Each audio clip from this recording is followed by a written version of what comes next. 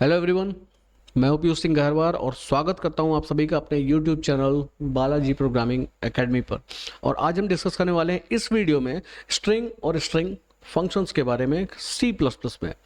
असल में ये एक ऐसा टॉपिक है जिसको लेकर स्टूडेंट्स को काफ़ी कन्फ्यूज़न रहती है और कई स्टूडेंट्स के मैसेजेस भी आए हैं कि स्ट्रिंग के बारे में एक वीडियो लेक्चर पोस्ट किया जाए। और वैसे भी जिस क्रम को लेकर के मैं चल रहा हूँ सी प्लस प्लस के वीडियो लेक्चर्स के, तो कैरेक्टर डाटा टाइप जस्ट हमने अपने पिछले वीडियो लेक्चर में समझा कैरेक्टर डाटा टाइप को किस तरह से यूज़ किया जाता है, किस तरह इम्प्लीमेंट किया जाता है सी प्लस प्लस के प्रोग्राम में। तो उसके बाद क्रमानुसार अब स्ट्रिंग ही हमें पढ़ना था और अच्छा हुआ इसी समय आप सभी स्टूडेंट्स का मैसेज भी आ गया कि स्ट्रिंग के ऊपर एक वीडियो बनाया जाए। तो आप सभी के सामने मैं उपस्थित हूँ स्ट्रिंग टॉपिक पर एक वीडियो लेकर। ठीक है, तो आज के इस लेक्चर में हम समझने वाले हैं स्ट्रिंग डाटा टाइप को डिटेल में। तो बात करते हैं सबसे पहले कि स्ट्रिंग एग्जैक्टली होती क्या है। तो स्ट्रिंग की जो एग्जैक्टली डेफिनेशन है वो ये है कि collection of a number of characters is known as string. Alright, collection of a number of characters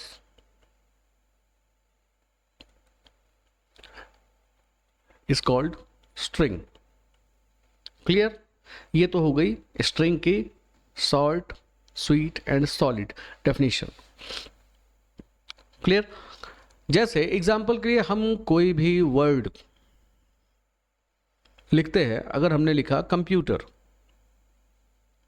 तो कहने को तो ये एक वर्ड है, बट ये वर्ड कई कैरेक्टर्स से मिलकर के बन रहा है, तो इसे हम स्ट्रिंग बोल सकते हैं। हमने किसी का नाम लिखा, हमने नाम लिखा रमेश, ये नाम है लेकिन कई कैरेक्टर से मिलकर बन रहा है, तो ये भी एक स्ट्रिंग है। राइट, हम किसी प्लेस का नाम लिखते हैं, सपोज हमने लिखा यहां पर दिल्ली, सिटी नेम है बट कई कैरेक्टर से बन रहा है, स्ट्रिंग है। किसी कंट्री का नाम लिखते हैं, इंडिया लिखा हमने, यहाँ पर इंडिया भी कई कैरेक्टर्स से मिलकर के बन रहा है, तो ये भी एक स्ट्रिंग है। मतलब ये जो वर्ड्स हम लिखते हैं जिनमें कई कैरेक्टर्स का कलेक्शन बनता है, ये सभी क्या कहलाते हैं? स्ट्रिंग।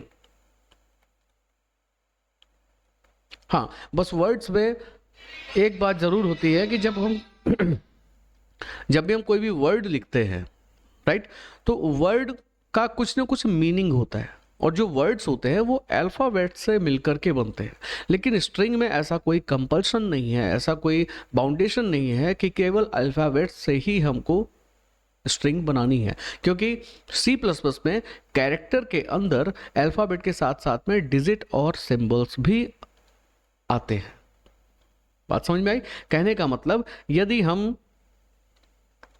हमने लिखा KCR9#NP, अब ये वर्ड तो नहीं है कोई भी, क्योंकि इसका कोई मीनिंग नहीं निकल रहा। राइट, ये जो हमने लिखा है इसका ये टोटली मीनिंगलेस है, इसका कोई मीनिंग नहीं है। तो इसका मतलब क्या हुआ कि इसको हम वर्ड नहीं कह सकते, बट इसको हम स्ट्रिंग कह सकते हैं। यस, इसको हम स्ट्रिंग बोल सकते हैं। क्यों? क्योंकि इसके अंदर जितने भी कैरेक्टर्स हमने रखे हैं ये सभी कैरेक्टर की कैटेगरी में आते हैं। इन सभी को सी प्लस प्लस में कैरेक्टर की कैटेगरी में रखा गया है। तो यहाँ पर कई कैरेक्टर का कलेक्शन तो बन रहा है, तो इसे हम स्ट्रिंग बोल सकते हैं। राइट, तो कहने का मतलब, किसी भी स्ट्रिंग टाइप की वैल्यू को यदि हम सी प्लस प्लस में किसी वेरिएबल में स्टोर करना चाहते हैं तो उसके लिए हमें यूज करना होता है character array. Right, character array का यूज करते हैं हम किसी भी स्ट्रिंग वैल्यू को स्टोर करने के लिए। इसके पहले हमने कैरेक्टर डाटा टाइप पिछले लेक्चर में डिस्कस किया था। कैरेक्टर डाटा टाइप के बारे में हमने क्या समझा था कि कैरेक्टर डाटा टाइप का यूज किया जाता है एक सिंगल कैरेक्टर को स्टोर करने के लिए। राइट, लेकिन हमको कोई नाम स्टोर करना है तो नाम में तो कई कैरेक्टर्स होते हैं, तो अब यहाँ पर क्या कर सकते हैं हम? यहाँ पर हम कैरेक्टर एरे यूज कर सकते हैं। जैसे इंटीजर एरे, ध्यान होगा हमने कुछ लेक्चर्स पहले एरे डिस्कस किया था, इंटीजर एरे। तो इंटीजर एरे में क्या होता था, हम एक इंटीजर एरे डिफाइन करके उसमें कई सारे numbers at a time store कर पाते थे, राइट। मल्टीपल न्यूमेरिक वैल्यूज को हम एक वेरिएबल में स्टोर कर लेते थे। तो जब इंटीजर एरे में multiple values, multiple numeric values एक वेरिएबल में आ सकती है, तो कैरेक्टर एरे में मल्टीपल कैरेक्टर्स एक वेरिएबल में आ सकते हैं। और अगर मल्टीपल कैरेक्टर स्टोर करने की सुविधा हमें मिल गई तो यानी हम कोई भी नाम, कोई भी वर्ड स्टोर कर सकते हैं। क्लियर? आइए आगे बढ़ते हैं। अब देखते हैं इसको डिफाइन करने का तरीका क्या होता है। डिफाइन करने का तरीका सेम वैसा ही है जैसे इंटीजर एरे डिफाइन करते थे। इंटीजर एरे डिफाइन करने का तरीका कुछ ऐसा था, हम ऐसे सपोज 5 लेंथ का हमने एरे डिफाइन किया तो ये तरीका हम यूज करते थे। इस तरह लिखते थे इंटीजर ए, देन इंडेक्स दे दिया हमने 5। तो ऐसा लिखने पर इस तरह से 5 वेरिएबल्स का एक एरे क्रिएट हो जाता था, राइट। और इसमें वेरिएबल की नेमिंग क्या होती थी? A0, then A1, A2, A3, A4। और इसमें 5 नंबर सब स्टोर कर पाते थे, राइट। ये आप सभी ने देखा हुआ है पिछले लेक्चर्स में। बट जब हम कैरेक्टर एरे डिफाइन करते हैं तो बस इंटीजर की जगह कैरेक्टर लिख देते हैं। अब सपोज यहां पर हमने लिख दिया 15, इसका मतलब क्या हुआ कि हम 15 कैरेक्टर वेरिएबल्स का एक एरे डिफाइन कर रहे हैं। तो यहां पर इस तरह से 15 वेरिएबल्स एक सीक्वेंस में क्रिएट हो जाते हैं, लाइक दिस। Alright,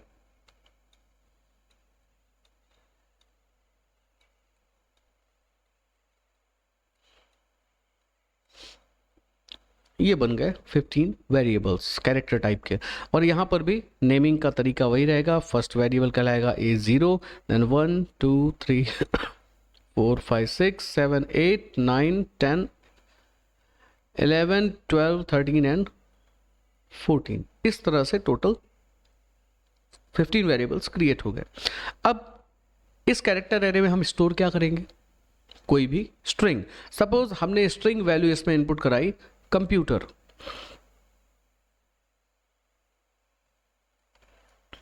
alright. तो यहां पर कलेक्शन ऑफ कैरेक्टर्स है, कंप्यूटर में कई कैरेक्टर्स का कलेक्शन बन रहा है। तो यहां पर हर एक कैरेक्टर, ये जो कंप्यूटर स्ट्रिंग है, इस स्ट्रिंग का एक एक कैरेक्टर एक एक वेरिएबल में जा करके स्टोर हो जाता है। यानी कि जो C है वो फर्स्ट कैरेक्टर वेरिएबल में जाएगा एरे के, यानी कि A0 में। देन सेकंड वाला O M P U T E and R पहुंच गया A7 के अंदर, राइट। अब इसके बाद यहां पर एक नई चीज होती है जो इंटीजर एरे में नहीं होती थी। क्या? स्ट्रिंग का जो आखिरी अक्षर है यानी कि R, ये जिस कैरेक्टर एरे में, ये कैरेक्टर एरे के जिस वेरिएबल में जा करके स्टोर होता है उसके ठीक अगले वेरिएबल में, यानी कि A7 में आपका लास्ट कैरेक्टर स्टोर हुआ है तो ठीक अगले वाले वेरिएबल में कंपाइलर एक ऐसा सिंबल फिक्स कर देता है, राइट। और ये जो सिंबल आप देख रहे हैं इसको कहा जाता है नल वैल्यू या नल पॉइंटर।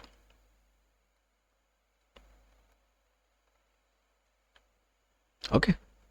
और नल वैल्यू जहां पर जिस वेरिएबल में फिक्स हो जाती है उसके आगे फिर जितने भी वेरिएबल्स शेष बचते हैं उसमें आप वैल्यू स्टोर नहीं कर सकते, ऑलराइट। और ये ध्यान रखना है कि नल वैल्यू जो फिक्स होती है वो हमेशा लास्ट कैरेक्टर के ठीक अगले वाले कैरेक्टर में ही फिक्स होती है,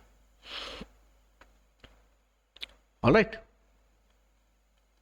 जैसे यहां पर लास्ट कैरेक्टर कहां जा रहा है? 7th पे, तो यानी 8 पोजीशन पर, 8 इंडेक्स पर नल वैल्यू आएगी। सपोज यहां पर हमने कंप्यूटर की जगह अगर हमने दूसरी कोई स्ट्रिंग इनपुट कराई होती, सपोज हमने इनपुट कराते इंडिया, तब क्या होता?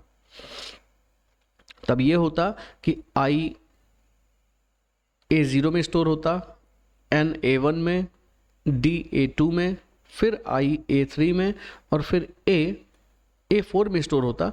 और अगर यदि A4 में A स्टोर हो रहा है यानी कि लास्ट कैरेक्टर, तो डेफिनेटली A5 में नल वैल्यू स्टोर की जाती, राइट। क्योंकि आखिरी कैरेक्टर कहां पर है? 4 में है, तो ठीक अगले यानी 5वें पे नल वैल्यू होती।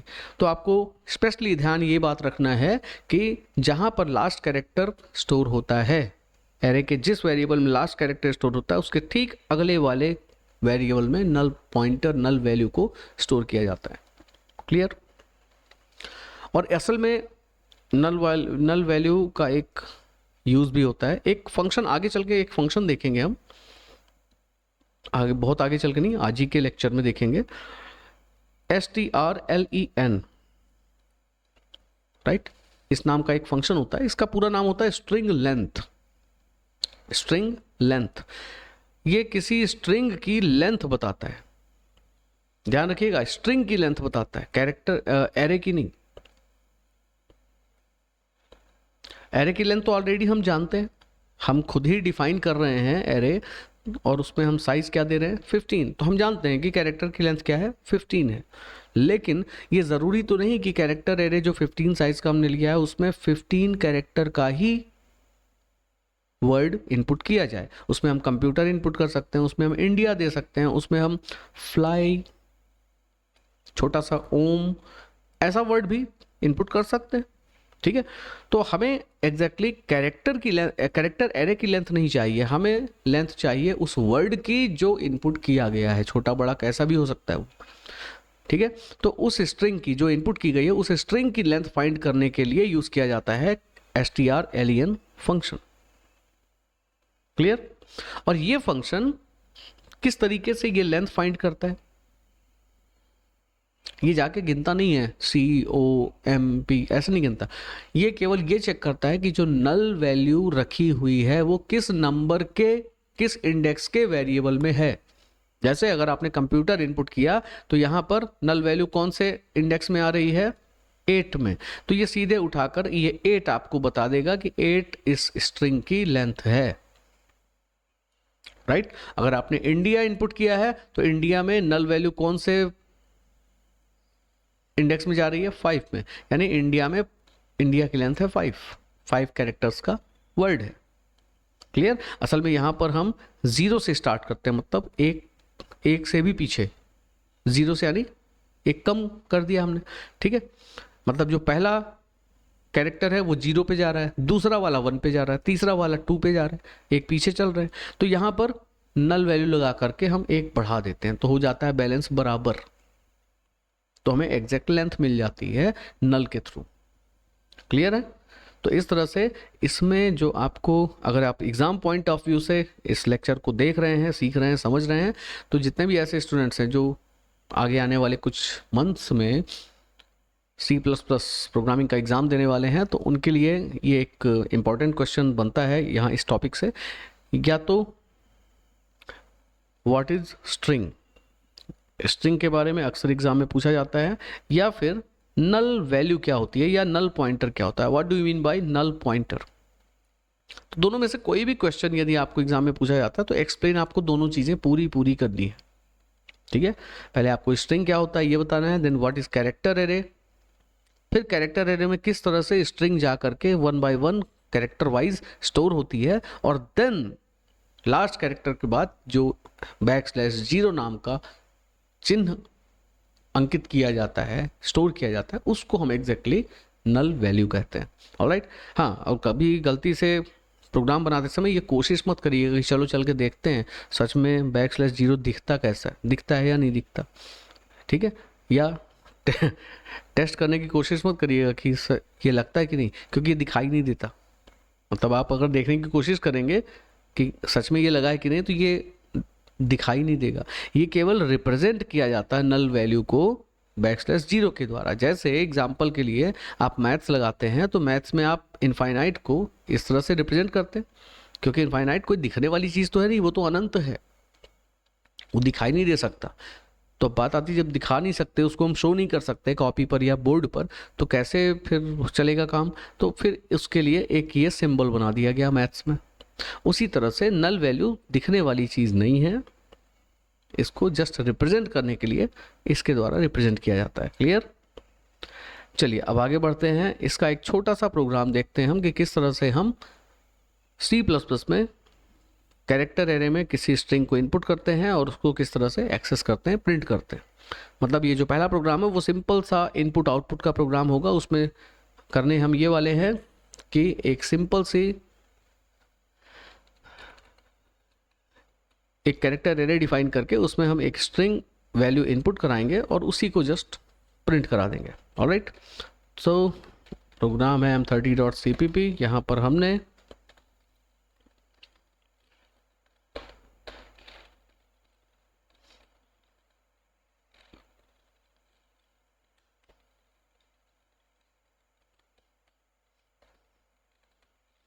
एक कैरेक्टर एरे डिफाइन कर दिया, साइज दे दिया इसका सपोज 20। राइट, अब इसके अंदर हमको एक स्ट्रिंग इनपुट करानी है, तो हमने यहाँ पर एक मैसेज प्रिंट कर दिया। मैसेज क्या रहता है? मैसेज रहता है देखने में अच्छा लगता है प्रोग्राम, तो यहाँ पर मैसेज दे दिया एंटर अ स्ट्रिंग, और ए के अंदर हमने स्ट्रिंग इनपुट करा दी। देन इसी स्ट्रिंग को जस्ट हमें प्रिंट कर देना है कि आपने ये स्ट्रिंग इनपुट कराई है। तो यहाँ पर मैसेज दे करके गिवन स्ट्रिंग इक्वल टू, ये हमने ए लिख दिया। That's it. ठीक है, अब इसको रन करेंगे तो होगा क्या? रन करने पर हमारे सामने एक मैसेज आएगा एंटर अ स्ट्रिंग। हम स्ट्रिंग इनपुट करेंगे, वही स्ट्रिंग प्रिंट होकर क्या आ जाएगी मैसेज के साथ में, given string equal to same string. अब इसको रन किया हमने, तो रन करते ही जैसा कि मैंने बताया कि हमसे एक मैसेज हमारे सामने आएगा एंटर अ स्ट्रिंग, और उसके सामने हम इनपुट करेंगे अपनी जो भी स्ट्रिंग हमें इनपुट करना होगा। पर ये मैसेज आया क्यों नहीं अब तक? आ गया एंटर अ स्ट्रिंग। चलिए स्ट्रिंग इनपुट करते हैं। यहां हमने दे दिया स्ट्रिंग ऑस्ट्रेलिया, और ये एंटर किया तो सेम जो हमने इनपुट किया था वही यहां पर हमको आउटपुट के रूप में प्राप्त हो गया। राइट, तो यहां पर जस्ट सिंपल सा प्रोग्राम है। कैरेक्टर एरे डिफाइन किया 20 साइज का, सी इन ए करके उसमें इनपुट करा दी वैल्यू, तो ए में आ गया ऑस्ट्रेलिया, और यहाँ पर हमने उसी ए को प्रिंट करा दिया तो ऑस्ट्रेलिया प्रिंट हो गया। ऑस्ट्रेलिया की जगह कुछ और स्ट्रिंग देना चाहें वो दे सकते हैं। राइट, तो ये तो था एक सिंपल सी स्ट्रिंग को इनपुट और आउटपुट का प्रोग्राम। अब नेक्स्ट प्रोग्राम में हम देखेंगे एक स्ट्रिंग बना करके हमें उस स्ट्रिंग की लेंथ निकालनी है। जो अभी हम बात कर रहे थे कि strlen नाम का एक फंक्शन होता है जिसका यूज करके हम लेंथ निकाल सकते हैं किसी भी इनपुट की गई स्ट्रिंग की, उसके लिए बनाते हैं प्रोग्राम। इसको कॉपी करके पेस्ट करेंगे 31.cpp। राइट, तो यहां पर करना क्या है, हमें पहले तो एक स्ट्रिंग इनपुट करानी है, तो ये हमने करा लिया। कैरेक्टर ए 20 डिफाइन किया, enter a string, a string भी आ गई। अब जो स्ट्रिंग ए के अंदर इनपुट हुई है हमें उसका लेंथ, उसकी लेंथ प्रिंट करना है।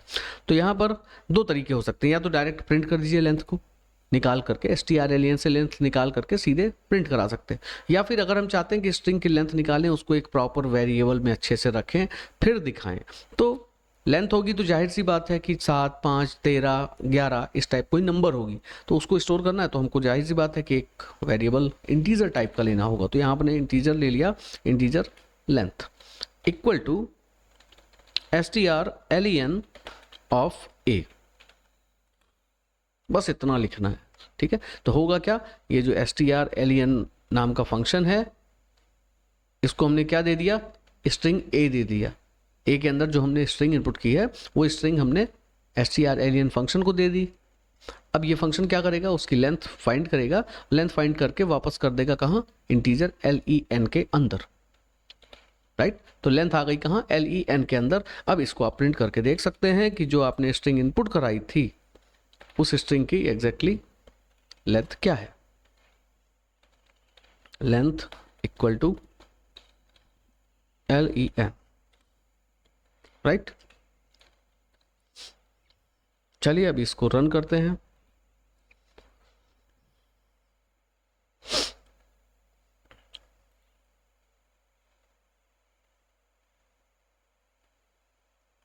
यस, एरर आ रही है और बिल्कुल अच्छी बात है, एरर आनी भी चाहिए। क्यों आ रही है एरर? क्योंकि ये जो strlen नाम का हमने फंक्शन यूज किया ना, ये हमने तो बनाया नहीं है,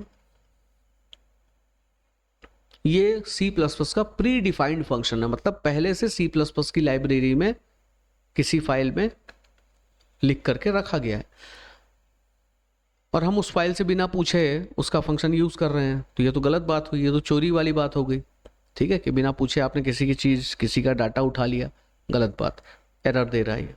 ठीक है, तो इसके लिए ज़रूरी ये है कि जब आप किसी भी प्री डिफाइंड फंक्शन को अपने प्रोग्राम में कॉल करते हैं, यूज़ करते हैं, तो पहले उस फाइल से परमिशन लीजिए, बात कीजिए, यूज़ कर लें क्या।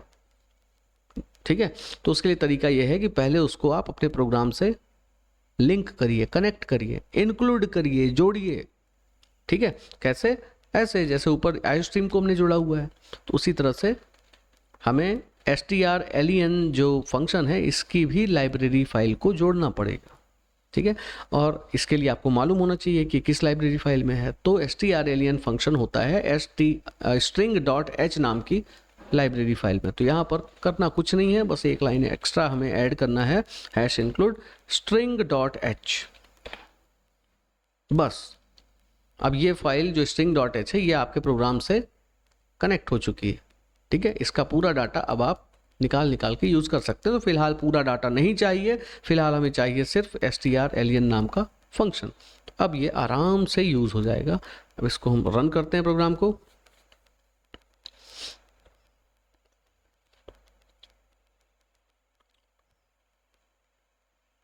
ऑलराइट, तो रन हो गया। एंटर स्ट्रिंग, तो यहाँ पर स्ट्रिंग हमने इनपुट कराई कंप्यूटर और एंटर किया, तो ये मिल गया हमें लेंथ 8, यानी 8 अक्षर का होता है कंप्यूटर स्ट्रिंग।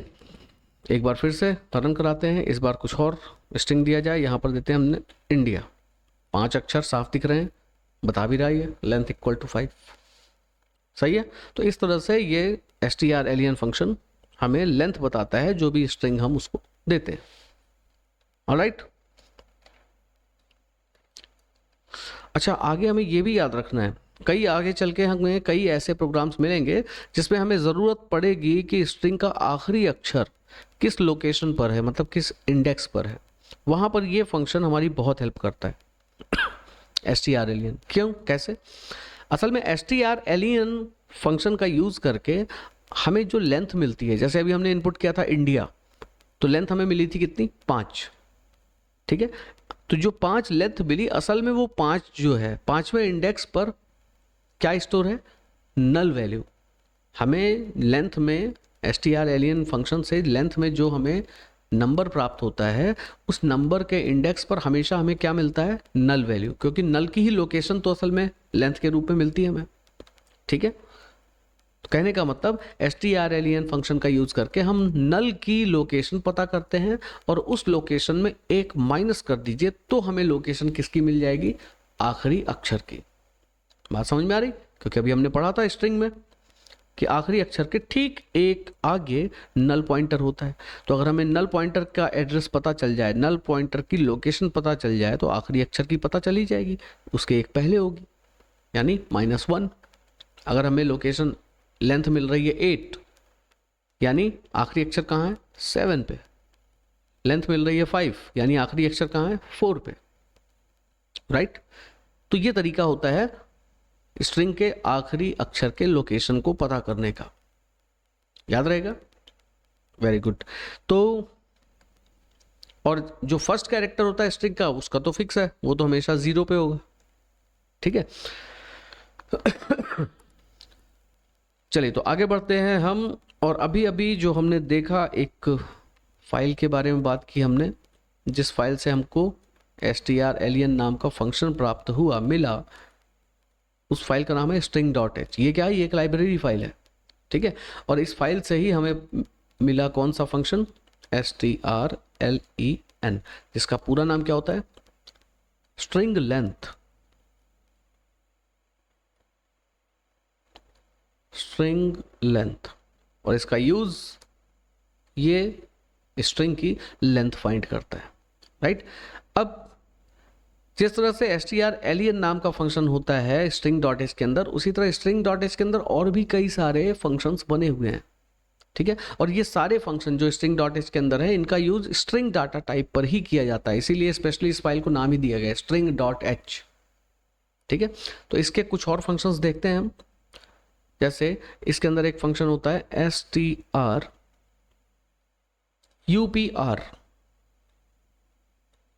इसका पूरा नाम स्ट्रिंग अपर, स्ट्रिंग अपर। इसका यूज क्या होता है, ये किसी भी स्ट्रिंग के सारे कैरेक्टर्स को अपर केस में यानी कैपिटल लेटर में कन्वर्ट कर देता है, ठीक है। यदि आपको स्ट्रिंग को पूरा कैपिटल लेटर में लिखना है तो आप स्ट्रिंग अपर का strupr का यूज कर सकते हैं। इसी तरह एक फंक्शन होता है strlwr, मीन्स स्ट्रिंग लोअर। आप समझ गए होंगे ये क्या काम करेगा। ये स्ट्रिंग के सारे अक्षर को लोअर केस यानी कि स्मॉल लेटर में कन्वर्ट कर देता है। क्लियर। देन एक फंक्शन होता है strrev। अभी देखिए इसका भी पूरा नाम देखेंगे तो फटाक से आप समझ जाएंगे, इसका मतलब होता है स्ट्रिंग रिवर्स।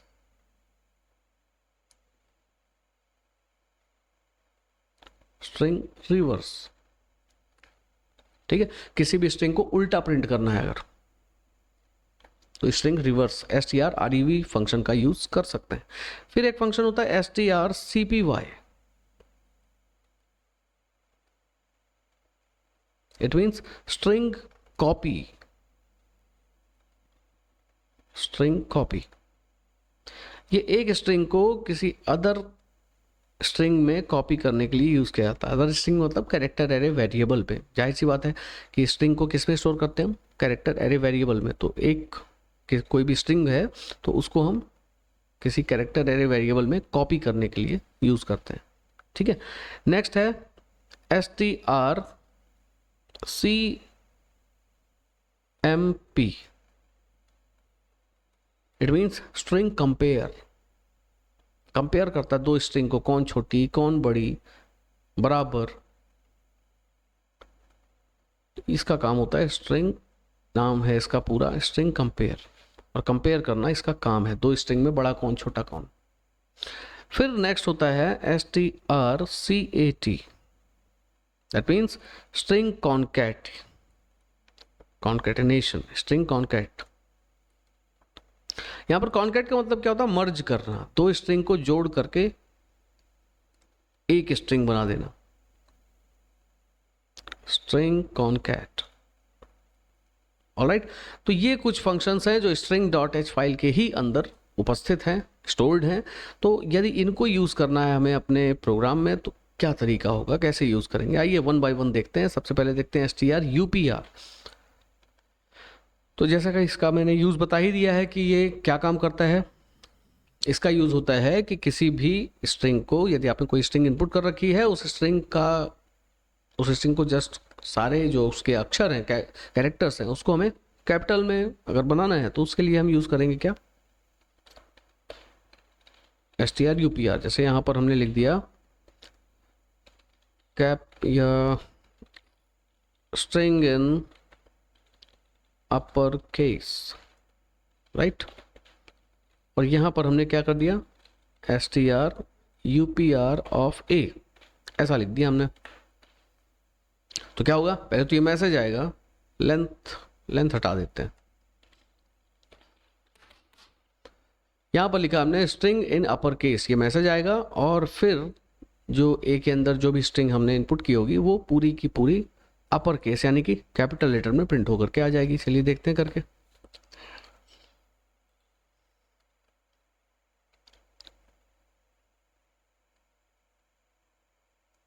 एंटर स्ट्रिंग, हमने स्ट्रिंग यहां इनपुट किया एजुकेशन।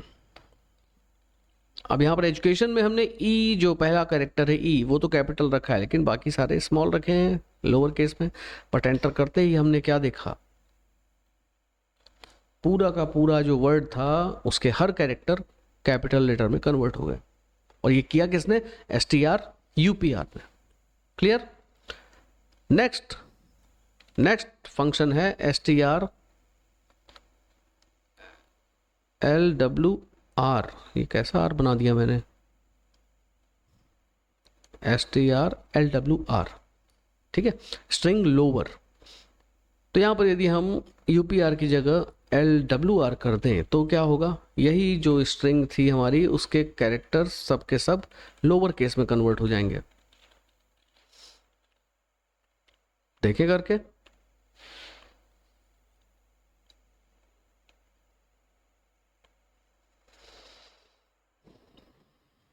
ये स्ट्रिंग मांगा गया हमसे, यहाँ पर स्ट्रिंग हमने दे दिया कंप्यूटर, C कैपिटल है, बाकी सब स्मॉल है, लेकिन यहाँ पर हम देखेंगे कि C भी स्मॉल हो जाएगा, ये देखिए, राइट। या कोई ऐसा वर्ड देते हैं जिसमें यहाँ दिया हमने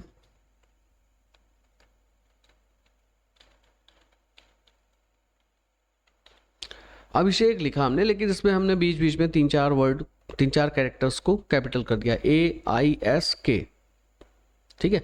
तो यहाँ पर चार कैरेक्टर कैपिटल हैं और 4 स्मॉल है, पर अभी एंटर करते ही STR LWR फंक्शन के द्वारा ये सारे के सारे लेटर्स स्मॉल लेटर हो जाएंगे। ये हो रहे हैं, मतलब जो ऑलरेडी लोअर केस में है वो तो एज इट इज रहेगा, और जो कैपिटल केस में होगा वो भी लोअर केस में कन्वर्ट हो जाएगा, राइट।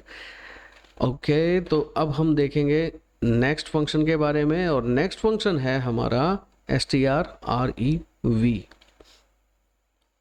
तो strrev, इसका यूज मैंने क्या बताया था कि ये स्ट्रिंग को पलटी कर देता है, मतलब कि रिवर्स, उल्टा प्रिंट करता है, राइट। जैसे मान लेते हैं हमने लिखा हुआ है कंप्यूटर,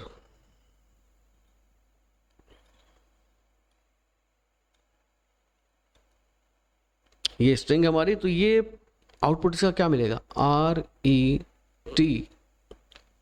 RETUPMOC, कुछ ऐसा आउटपुट मिलेगा आपको।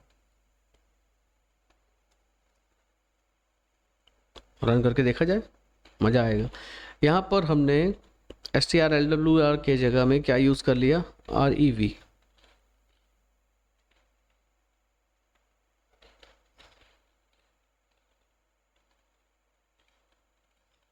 ऑलराइट, अब देखते हैं।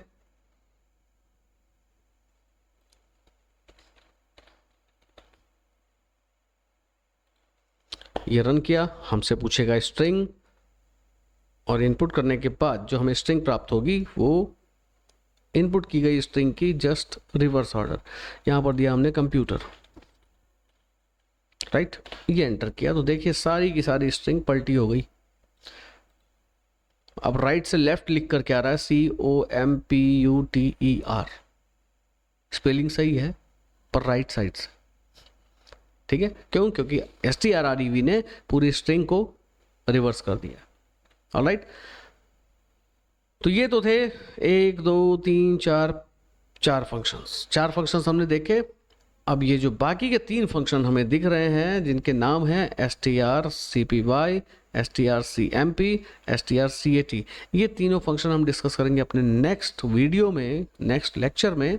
और तब तक आपको करना सिर्फ ये है कि इन चारों फंक्शंस को आप खुद से बना करके ट्राई करिए, खुद से बना करके देखिए कि ये किस तरह से ऑपरेशन परफॉर्म करते हैं, क्योंकि प्रैक्टिस सबसे ज़रूरी है, सबसे इम्पॉर्टेंट है आपके नॉलेज के लिए। अगर कोडिंग आपको अच्छी तरह से सीखनी है, आपको अच्छा नॉलेज चाहिए कोडिंग का, राइट, तो सबसे ज़रूरी है कि केवल वीडियो देखना नहीं है, वीडियो देखने के बाद उसको इम्प्लीमेंट भी करना है, खुद से भी एग्जीक्यूट करके देखना है एक एक प्रोग्राम को, और हो सके तो खुद से प्रोग्राम सर्च करके, खुद से सोच करके नए प्रोग्राम्स भी बनाते जाना है जिन जिन टॉपिक्स पर हम डिस्कस करते जा रहे हैं। जैसे एरे पढ़ चुके हैं हम, ठीक है, कैरेक्टर इंटीजर एरे पढ़ चुके हैं, तो एरे से रिलेटेड और भी प्रोग्राम ढूंढते रहिए यहाँ वहाँ से, और उनको सॉल्व करने की कोशिश करिए। आपकी लॉजिक डेवलप होगी, आपके कॉन्सेप्ट ज़्यादा क्लियर होंगे प्रोग्रामिंग के।